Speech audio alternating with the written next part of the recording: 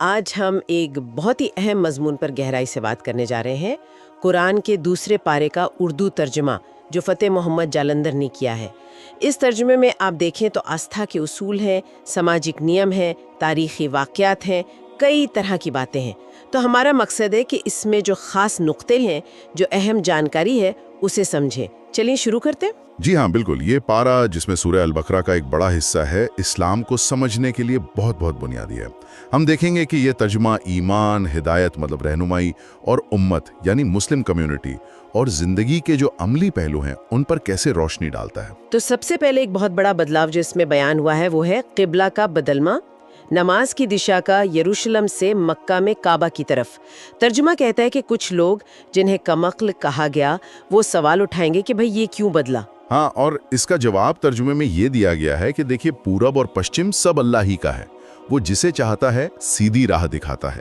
اصل میں یہ قبلہ بدلنا جو تھا نا، یہ ایک قسم کی آزمائش تھی۔ آزمائش کس طرح کی؟ یہ پرکھنے کے لیے کہ کون رسول کا سچا پیروکار ہے، کون واقعی میں ان کی بات مانتا ہے، اور کون ہے جو پلٹ جاتا ہے، پیچھے ہٹ جاتا ہے۔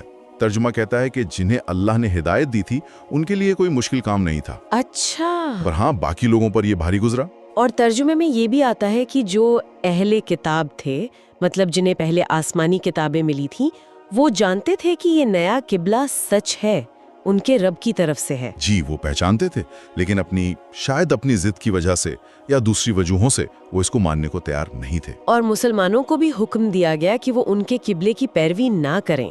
ہاں بالکل، کہا گیا کہ ہر ایک کے ایک رخ مقرر ہے، وہ اسی کی طرف منہ کرتا ہے۔ تو اصل چیز یہ ہے کہ نیکیوں میں ایک دوسرے سے آگے بڑھنے کی کوشش کرو، یہ نہیں کہ اس بحث میں پڑ جاؤ۔ ٹھیک ہے، اور اسی سے جڑا ہوا ایک اور اہم تصور ہے مسلم امت کا۔ ترجمے میں انہیں امت وسط یا امت معتدل کہا گیا ہے۔ اس کا کیا مطلب ہوا؟ ایک سنتولت سمودائے۔ جی، سنتولت یا بیچ کی امت یا بہترین امت، اور اس کا مقصد بھی بتایا گیا ہے۔ ہاں، مقصد یہ کہ یہ امت لوگوں پر گواہ ہوں اور پیغمبر محمد خود اس امت پر گواہ ہوں۔ تو یہ شاید سوچ اور عمل دونوں میں ایک توازن، ایک بیلنس کی بات ہے۔ بالکل، اور یہ بات پھر اللہ کے ہدایت کی اہمیت کو بھی دکھاتی ہے۔ ترجمے میں یہ بھی ہے کہ کچھ اہل کتاب تو پیغمبر کو ایسے پہچانتے تھے جیسے اپنے بیٹوں کو۔ اچھا، اتنا صاف؟ جی، لیکن پھر بھی سچ چھپاتے تھے۔ تو زور اس بات پر ہے کہ اپنی خواہشوں کے پیچھے مت چلو، یا اپنے باپ دادا کی رسموں کے پیچھے مت چلو، بھلے ہی وہ کتنے ہی پرانے کیوں نہ ہوں، بلکہ وہ مانو جو حق ہے، جو سچ اللہ کی طرف سے آیا ہے۔ اور جہاں ہدایت ہے وہاں آزمائش بھی ہے۔ ترجمہ تو صاف کہتا ہے کہ اللہ ضرور آزمائے گا، ڈر سے، بھوک سے، مال کے نقصان سے، ہاں، جان اور پھلوں کے نقصان سے بھی، لیکن ساتھ ہی ایک خوشخبری بھی ہے۔ وہ کیا؟ صبر کرنے والوں کے لیے۔ اچھا، صبر کرنے والوں کے لیے۔ اور یہ صبر کرنے والے کون ہیں؟ یہ وہ لوگ ہیں کہ جب ان پر کوئی مصیبت آتی ہے تو وہ کہتے ہیں انا للہ و انا الیہ راجعون، مطلب ہم اللہ ہی کے ہیں اور اسی کی طرف لوٹ کر جانے والے ہیں۔ دیکھیے، یہ صرف کہنے کے الفاظ نہیں ہیں، یہ ایک پورا نظریہ ہے زندگی اور موت کا، ایک تسلی ہے۔ اور اسی سے جڑی ایک اور بات کہ جو اللہ کی راہ میں مارے جاتے ہیں ان کے بارے میں کیا کہا گیا؟ ان کے لیے کہا گیا ہے کہ انہیں مردہ مت سمجھو، وہ زندہ ہیں۔ زندہ ہیں؟ جی، زندہ ہیں اپنے رب کے پاس، پر ہمیں اس کا شعور نہیں، ہمیں اس کا احساس نہیں ہوتا۔ اور مشکل وقت میں مدد کے لیے دو چیزوں کا سہارا لینے کو کہا گیا ہے، صبر اور نماز۔ تو یہ تو ہو گئی ایمان، صبر اور آزمائش کی بات۔ اب آتے ہیں کچھ روزمرہ کی زندگی کے قاعدوں پر، جیسے کھانے پینے کے بارے میں کیا ہدایتیں ہیں اس ترجمے میں؟ اس میں کہا گیا ہے کہ زمین میں جو حلال اور پاکیزہ چیزیں ہیں وہ کھاؤ۔ حلال اور پاکیزہ، جی۔ اور حرام چیزوں کی ایک لسٹ بھی دی گئی ہے چھوٹی سی، جیسے مردار یعنی جو جانور خود مر گیا ہو، خون، سور کا گوشت، اور وہ جانور جس پر اللہ کے سوا کسی اور کا نام لیا گیا ہو، یعنی غیر اللہ کے نام پر ذبح کیا گیا ہو۔ لیکن اگر کوئی بہت مجبور ہو، جیسے کہیں پھنس گیا، کھانے کو کچھ نہیں ہے، تب؟ ہاں، اس میں گنجائش رکھی گئی ہے۔ اگر کوئی لاچار ہو جائے، مجبور ہو، اور اس کا ارادہ نافرمانی کا نہ ہو، اور وہ ضرورت سے زیادہ بھی نہ کھائے، تو پھر اس پر کوئی گناہ نہیں، اللہ بخشنے والا مہربان ہے۔ اور شیطان کے بارے میں بھی کچھ کہا گیا ہے؟ ہاں، کہا گیا ہے کہ شیطان کے نقش قدم پر مت چلو، وہ تمہارا کھلا دشمن ہے، वो तो बुलाई और बेहयाई का ही हुक्म देता है। और वो लोग जो अल्लाह के हुक्मों को छुपाते हैं थोड़े से दुनियावी फायदे के लिए, उनके लिए बहुत सख्त वईद है, मतलब चेतावनी है। तर्जुमा कहता है कि ऐसे लोग अपने पेट में आग भर रहे हैं और क़यामत के दिन अल्लाह उनसे बात तक नहीं करेगा, ना उन्हें पाक करेगा। उनके लिए दर्दनाक अजाब है। ये तो काफी सख्त बात है। जी, ये बहुत संजीदा मसला है। इन चेतावनियों के बाद तर्जुमा नेकी यानी असल भलाई की एक बहुत बहुत वसी, बहुत बड़ी तारीफ बयान करता है। कहता है कि सिर्फ रस्म के तौर पर पूरब या पश्चिम की तरफ मुंह कर लेना ही नेकी नहीं है। नहीं, बिल्कुल नहीं। असल नेकी का ताल्लुक तो पहले ईमान से है। अल्लाह पर ईमान, आखिरत के दिन पर, फरिश्तों पर, अल्लाह की किताबों पर, उसके नबियों पर। ये तो हो गया ईमान। फिर अमल। जी, फिर अमल, अपना माल जिससे मोहब्बत भी होती है उसे खर्च करना। किस पर? रिश्तेदारों पर, यतीमों पर, मिस्कीनों यानी ज़रूरतमंदों पर, मुसाफिरों पर, मांगने वालों पर, और गर्दनें छुड़ाने यानी गुलामों को आज़ाद कराने में। अच्छा, माल खर्च करना। और क्या? और नमाज कायम करना, ज़कात देना, जब कोई अहद यानी वादा करो तो उसे पूरा करना, और मुश्किल वक्त में सब्र करना, चाहे वो तंगी हो, बीमारी हो या जंग का मामूल हो। तो ये सब चीजें मिलकर नेकी बनती हैं। हाँ, और तर्जुमा कहता है कि यही लोग हैं जो सच्चे हैं और यही लोग मुत्तकी हैं, यानी अल्लाह से डरने वाले, परहेजगार। तो आप देखिए, नेकी सिर्फ जाती इबादत नहीं है, इसका समाज से, दूसरों के हुकूक से, अखलाक से गहरा ताल्लुक है। इसी सामाजिक पहलू को और मजबूत करने के लिए कुछ और नियम भी बताए गए हैं, जैसे किसास का जिक्र आता है कत्ल के मामले में। ये क्या है? किसास का मतलब है बदला, जान के बदले जान। तर्जुमा कहता है कि ए ईमान वालो, तुम पर मकतूलों के बारे में किसास फर्ज किया गया है। आज़ाद के बदले आज़ाद, गुलाम के बदले गुलाम, औरत के बदले औरत। लेकिन क्या इसमें कोई नरमी की गुंजाइश है? हाँ, बिल्कुल है। अगर मकतूल का वारिस, मतलब भाई या कोई और करीबी रिश्तेदार, कातिल को कुछ माफ़ कर दे या मुआवजा लेने पर राज़ी हो जाए, जिसे दियत या खून बहा कहते हैं, तो ये भी जायज़ है। इसे अल्लाह की तरफ से एक आसानी और रहमत कहा गया है। अच्छा। और कहा गया है कि किसास में तुम्हारे लिए ज़िंदगी है, ए अक्ल वालो, ताकि तुम बचो। मतलब जब पता होगा कि कत्ल का बदला कत्ल है तो लोग कत्ल करने से डरेंगे। किसास के अलावा मरने से पहले वसीयत करने का भी हुक्म है, अगर कोई माल छोड़कर जा रहा हो। जी हाँ, कहा गया है कि तुम पर फर्ज किया गया है कि जब तुम में से किसी की मौत का वक्त आए और वो कुछ माल छोड़ रहा हो तो दस्तूर के मुताबिक अपने माँ बाप और करीबी रिश्तेदारों के लिए वसीयत करे। ये मुत्तकी लोगों पर एक हक है। और वसीयत को बाद में बदलने से मना किया गया है। हाँ, जो वसीयत सुन ले उसके बाद उसे बदल डाले तो उसका गुनाह बदलने वालों पर है। ठीक है।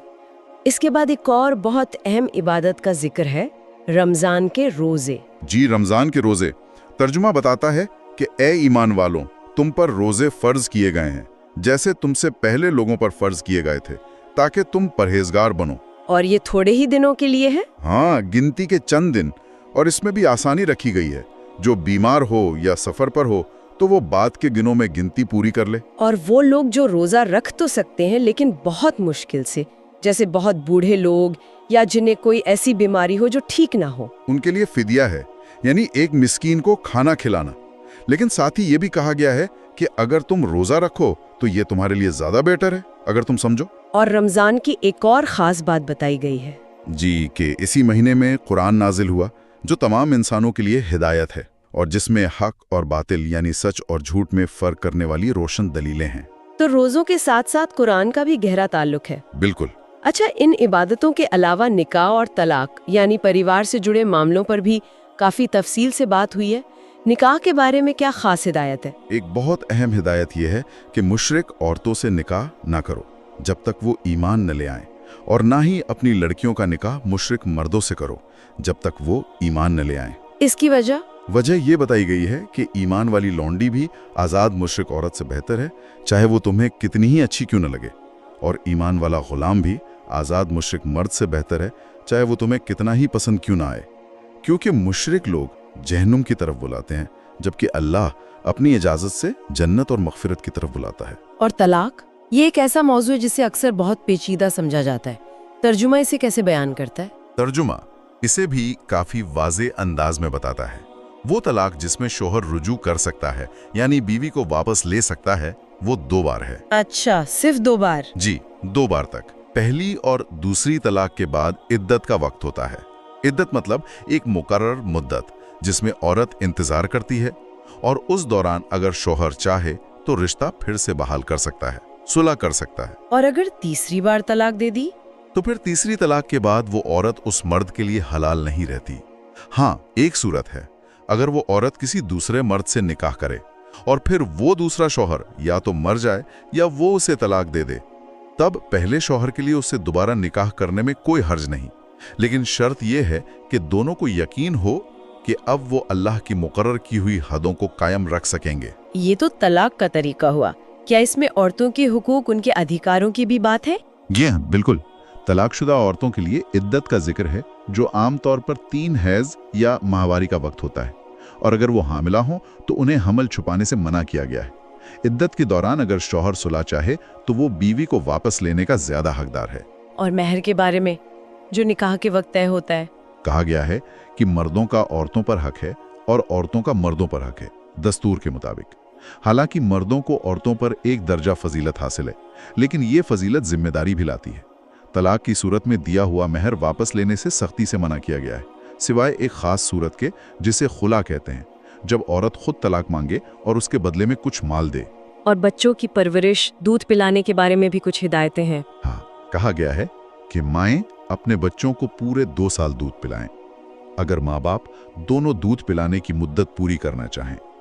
और दूध पिलाने वाली माँ का खाना और कपड़ा दस्तूर के मुताबिक बच्चे के बाप के जिम्मे है, उसकी हैसियत के मुताबिक। जोर इस बात पर है कि ना माँ को बच्चे की वजह से कोई तकलीफ पहुंचाई जाए, ना बाप को। और अगर माँ बाप आपसी रजामंदी और मशवरे से दूध छुड़ाना चाहें तो उसमें भी कोई हर्ज नहीं। तो इन सब नियमों में इंसाफ और भलाई का ध्यान रखने पर जोर है। जी बिल्कुल, आपसी हुकूक, इंसाफ, मारूफ यानी भलाई के तरीके और अल्लाह का डर, ये बार बार जोर दिया गया है। अच्छा, परिवार के बाद अब समाज और बाहरी दुनिया से ताल्लुक की बात करते हैं। जिहाद का जिक्र आता है, तर्जुमा इसके बारे में क्या कहता है? तर्जुमा कहता है कि अल्लाह की राह में उन लोगों से लड़ो जो तुमसे लड़ते हैं, लेकिन ज्यादती ना करो, क्योंकि अल्लाह ज्यादती करने वालों को पसंद नहीं करता। ये तुमसे लड़ते हैं का क्या मतलब है? मतलब डिफेंसिव? हाँ, इसका पस मंजर समझना जरूरी है। ये हुक्म उस वक्त आया जब मुसलमानों पर जुल्म हो रहा था और उन्हें लड़ने की इजाजत दी गई। तो ये उन लोगों के खिलाफ लड़ने का हुक्म था जो मुसलमानों से लड़ रहे थे, उन्हें उनके दीन से रोक रहे थे, और लड़ाई का मकसद बताया गया फितना को खत्म करना। ये फितना क्या है? इसका क्या मतलब है? देखिए, फितना के कई मानी हो सकते हैं। जुल्म सितम, दीन के मामले में आजमाइश, लोगों को उनके दीन से फेरना, समाज में फसाद फैलाना। तर्जुमे में कहा गया है कि अल फितनतु अशद्दु मिनल कत्ल, यानी फितना कत्ल से भी ज्यादा सख्त है। अच्छा, तो लड़ाई तब तक जारी रखने की बात है जब तक ये फितना खत्म ना हो जाए और दीन खालिस अल्लाह के लिए हो जाए। लेकिन अगर दुश्मन बाज आ जाएं, लड़ाई बंद कर दें, तो फिर ज्यादती नहीं करनी, सिलाए जालिमों के। और इसी जिहाद के साथ साथ अल्लाह की राह में माल खर्च करने पर भी बहुत जोर है। जी हाँ, इन्फाक फी सबीलिल्लाह, इसे बहुत अहम बताया गया है। यहाँ तक कहा गया है कि अल्लाह की राह में खर्च करो और अपने हाथों खुद को हलाकत में ना डालो। खुद को हलाकत में ना डालो मतलब खर्च ना करना हलाकत है। हाँ, एक मतलब ये भी लिया जा सकता है कि अगर ज़रूरत के वक्त अल्लाह की राह में दीन की हिफाजत के लिए या ज़रूरतमंदों पर खर्च नहीं करोगे तो ये कमज़ोरी और हलाकत का सबब बन सकता है। और नेकी करने का हुक्म है, क्योंकि अल्लाह नेकी करने वालों से मोहब्बत करता है। और इसे कर्ज हसना भी कहा गया है, एक खूबसूरत कर्ज। जी, कौन है जो अल्लाह को कर्ज हसना दे ताकि अल्लाह उसे कई गुना बढ़ाकर वापस करे? यह अल्लाह की राह में खुलूस दिल से अच्छी नीयत से खर्च करने की तरगीब है। हज और उम्रा के बारे में भी कुछ बातें हैं इसमें? जी हाँ, हज और उम्रा अल्लाह के लिए पूरे करने का हुक्म है। और अगर रास्ते में कहीं घिर जाओ, रोक दिए जाओ, तो जो कुर्बानी आसानी से मुयस्सर हो वो पेश करो। हज के महीनों में कुछ चीज़ों से मना किया गया है, जैसे बीवी से खास ताल्लुक, कोई गुनाह का काम और लड़ाई झगड़ा। और सफ़र के लिए तैयारी? हाँ, सफ़र के लिए ज़ादे राह यानी ज़रूरी सामान साथ लेने का हुक्म है, लेकिन फिर फौरन कहा गया कि सबसे बेहतरीन ज़ादे राह तो तकवा है, यानी अल्लाह का डर, परहेजगारी, और हज के दौरान अल्लाह को खूब याद करने का हुक्म है। इन सब हिदायतों के साथ इस पारे में एक बहुत मशहूर किस्सा भी है बनी इसराइल का, और तालूत और जालूत का। वो क्या है? जी, ये किस्सा हज़रत मूसा के बाद के दौर का है। बनी इसराइल ने अपने वक्त के नबी से दरख्वास्त की कि हमारे लिए एक बादशाह मुकर्रर कर दीजिए ताकि हम अल्लाह की राह में जिहाद कर सकें। अच्छा, उन्होंने खुद बादशाह मांगा लड़ने के लिए? हाँ, तो नबी ने कहा कि कहीं ऐसा तो नहीं होगा कि जब तुम पर लड़ाई फर्ज कर दी जाए तो तुम लड़ो ही नहीं। तो उन्होंने बड़ा दावा किया कि हम क्यों नहीं लड़ेंगे, हमें तो हमारे घरों से निकाला गया है, हमारे बेटों से जुदा किया गया है। फिर बादशाह किसे बनाया गया? अल्लाह के हुक्म से नबी ने तालूत, जिन्हें बाइबल में सॉल कहा गया है, को बादशाह मुकर्रर किया। अब बनी इसराइल के कुछ लोगों ने एतराज किया, कहा कि उसे हम पर बादशाहत कैसे मिल गई, हम तो उसे ज्यादा हकदार हैं और उसे तो मालो दौलत भी ज्यादा नहीं दी गई। तो नबी ने क्या जवाब दिया? नबी ने कहा कि अल्लाह ने ही उसे तुम पर चुना है और उसे इल्म में और जिस्मानी ताकत में ज्यादा कुशादगी दी है, और अल्लाह अपनी बादशाहत जिसे चाहता है देता है। अल्लाह बड़ी वुसअत वाला, सब कुछ जानने वाला है। और उसकी बादशाहत की निशानी के तौर पर वो ताबूत सकीना यानी वो संदूक वापस आया, जिसमें हजरत मूसा और हारून के छोड़े हुए कुछ सामान थे और जिसे फरिश्ते उठाए हुए थे। तो तालूत बादशाह बन गए। फिर क्या हुआ? फिर जब तालूत लश्कर लेकर निकले तो उन्होंने एक और आजमाइश की। कहा कि देखो, अल्लाह एक नहर के जरिए तुम्हारी आजमाइश करने वाला है, तो जिसने उस नहर का पानी पिया वो मेरा साथी नहीं। हाँ, मगर जो सिर्फ एक चुल्लू भर पी ले तो कोई बात नहीं। तो क्या हुआ? लोगों ने पानी पिया? हाँ, अक्सर ने पी लिया, सिवाय थोड़े से लोगों के। फिर जब तालूत और वो थोड़े से ईमान वाले साथी नहर के पार हो गए तो जिन्होंने पानी पिया था उन्होंने कहा कि भाई, आज तो हमें जालूत यानी गोलियात और उसके लश्कर से लड़ने की ताकत नहीं है, वो तो बहुत बड़ा लश्कर है। लेकिन जो थोड़े से लोग थे जो साबित कदम रहे, उन्होंने हिम्मत नहीं हारी। नहीं, वो लोग जिन्हें यकीन था कि उन्हें अल्लाह से मिलना है, उन्होंने कहा कि कितनी ही बार ऐसा हुआ है कि छोटी जमातों ने बड़ी जमातों पर अल्लाह के हुक्म से गलबा पाया है और अल्लाह सब्र करने वालों के साथ है। और उन्होंने दुआ की कि ए हमारे रब, हम पर सब्र उंडेल दें, हमारे कदम जमा दे और काफिर कौम के मुकाबले में हमारी मदद कर। और नतीजा क्या निकला?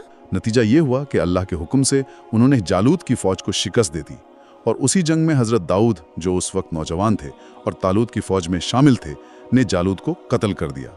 और फिर बाद में अल्लाह ने हजरत दाऊद को बादशाहत भी दी और हिकमत, नबूवत भी अता की। तो इस पूरे किस्से से क्या सबक मिलता है? सबक बहुत वाज़ेह है। कामयाबी और फतह का दारोमदार सिर्फ तादाद या मादी वसाइल पर नहीं होता। असल चीज़ है ईमान, अल्लाह पर भरोसा, उसके हुक्म की इताअत और सब्र व इस्तिकामत। अल्लाह की मदद साबित कदम रहने वालों के साथ होती है, चाहे वो तादाद में कितने ही कम क्यों ना हो। तो हमने देखा कि ये तर्जुमा, ये पारा कितने वसी मौज़ूआत को अपने अंदर समेटे हुए है। ईमान की बुनियादी बातों से लेकर इबादत, अखलाक, समाज, कानून, परिवार, जंग और अमन के उसूल, यहाँ तक कि खाने पीने के आदाब और तारीख से सबक। गोया जिंदगी के हर शोबे के लिए कुछ न कुछ रहनुमाई मौजूद है। बिल्कुल। और एक बात जो बार बार सामने आती है वो है अल्लाह की निशानियों पर गौर व फिक्र करने की दावत, चाहे वो कायनात में बिखरी निशानियां हों या इतिहास के वाकयात हों, जैसे बनी इसराइल का ये किस्सा। इल्म हासिल करना, सब्र से काम लेना, अल्लाह के अहकाम पर अमल करना और अपनी ज़ाती जिम्मेदारी के साथ साथ पूरी उम्मत, पूरी इंसानियत की भलाई के लिए सोचना और काम करना, ये सिर्फ कुछ उसूलों की लिस्ट नहीं है, बल्कि एक मुकम्मल निज़ाम हयात, एक पूरा वे ऑफ लाइफ का खाका पेश करता है। तो सुनने वालों के लिए एक सवाल छोड़ जाते हैं। जिस तरह ये तर्जमा हमें तारीखी वाकयात पर, सामाजिक नियमों पर, अल्लाह की बनाई हुई चीज़ों पर, उसकी निशानियों पर गौर करने की दावत देता है, तो इस पर सोचते हुए आज के इस दौर में इन हिदायतों और वाकयात से रहनुमाई कैसे हासिल की जा सकती है और एक बेहतर, ज़्यादा संतुलित और इंसाफ पर मबनी समाज बनाने में इनका क्या रोल हो सकता है।